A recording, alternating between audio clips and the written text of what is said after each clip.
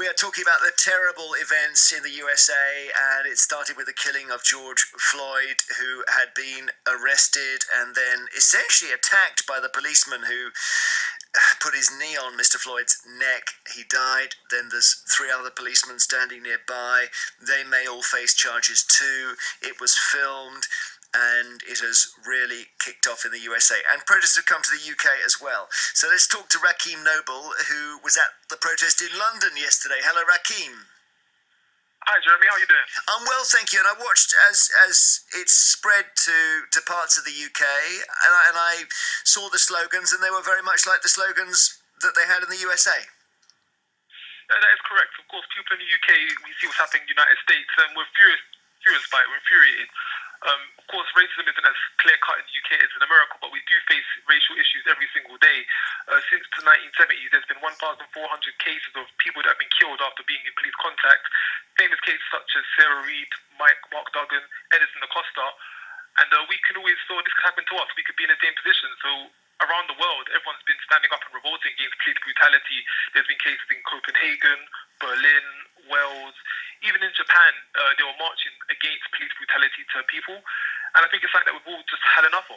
I was trying to work out, watching from a distance those protests yesterday, whether the protest that you were on was a protest against the police in Minnesota or whether it was a protest against the police here. I would say it was against the police everywhere, to do with discrimination against ethnic minorities, and the fact that it's been happening for too long now. So, like I said, within the UK, we do have cases over and over again of scandals where black people come off the worst. And I thought people were just frustrated and have enough. You know, we've been locked down for 2 months. Many people are frustrated, have lost jobs, not happy at how things are going. So this was just the spark that fueled the flames. And it's just continued to spread around the world, and still in the UK as well.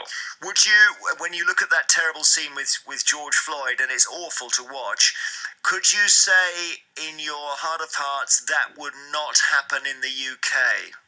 Because I think a lot of people would be able to say that, but then a lot wouldn't.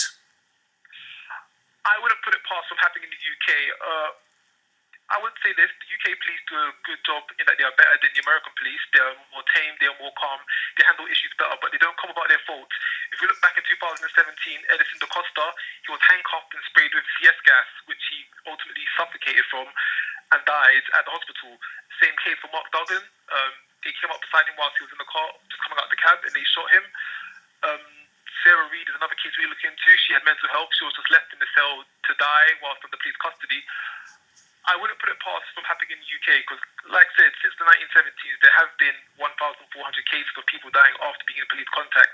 We can even go back to the Stephen Lawrence case in the early 90s, and they refused to help him despite the injuries that he was inflicted. They didn't want to help. A lot of police officers listening to that might say, yes, but that was the case that changed it, because that was an abject failure of an investigation into the killing of a young black man, and the whole Metropolitan Police was overhauled after that.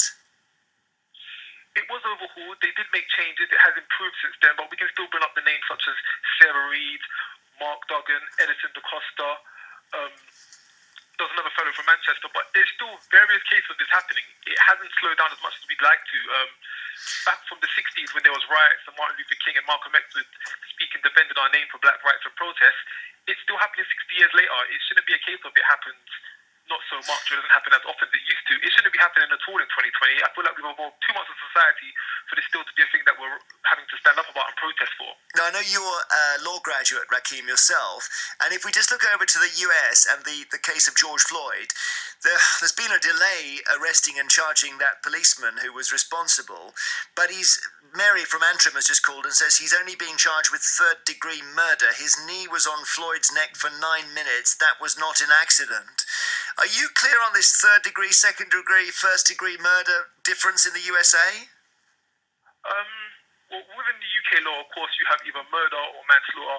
Murder is the highest of murder with intent. Manslaughter is indirectly murdering someone. And in the UK, they break it down into categories: first degree, second degree, and third degree.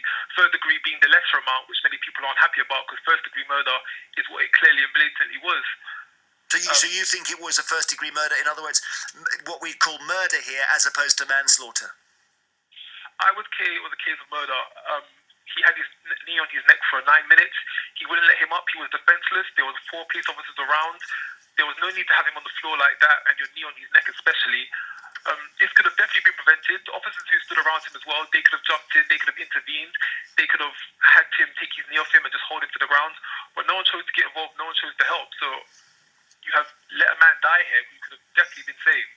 Thank you very much, Rakeem Noble, protester in London and a law graduate, talking to us about issues in the UK as well as the US. Steve is in Hoylake in Merseyside.